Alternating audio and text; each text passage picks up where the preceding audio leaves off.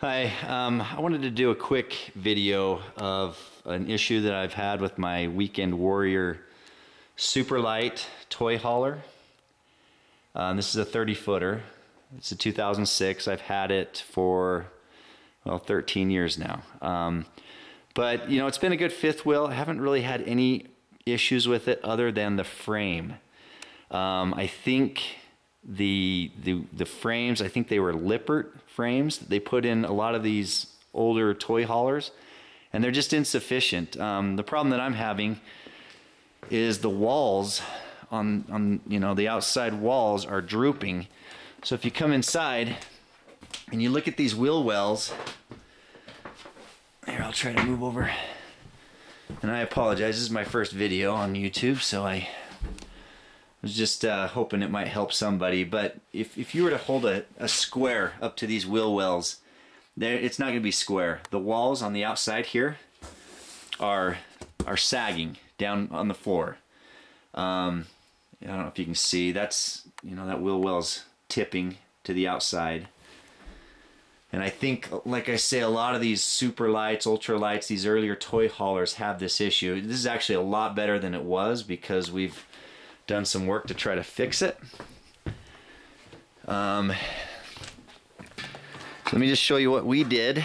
And I don't know if it's the right thing to do, but it saved me a lot of money, and hopefully it helps, and you know, it won't get any worse than it was. So what we did is there is a video on YouTube of a guy that shows in order to kind of straighten out the frame, you got to jack up the front, and then you jack up the back, and then you remove the wheels and just let that frame hang and the axles hang. And what it'll do, I let it hang for about 3 days, and it'll put a little gap, you can see there, between the frame and the wall and the floor, I guess that is, and it just kind of starts to straighten the walls back out a little bit. And the problem, I think, is insufficient outriggers. You know, there's an outrigger. There's not enough. You need to like double it. And so the outside, the wood along the outside wall is just kind of drooping around those outriggers and causing the walls to sag.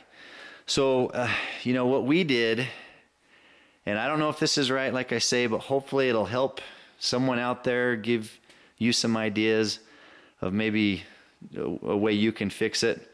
But we've taken angle iron, and we kind of jacked it up. We took angle iron, and we've made extra outriggers out of angle iron. There's one. And then all along the edge here, where that's wood, that wood floor, right along the wall, oops, sorry, we have added angle iron in there.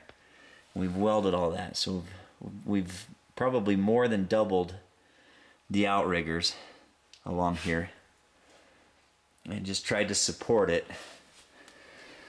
And it's still kind of jacked up, so it's going to sink a little bit once I let it down, put all the weight back on the wheels. But I'm hoping it's a lot better than it was.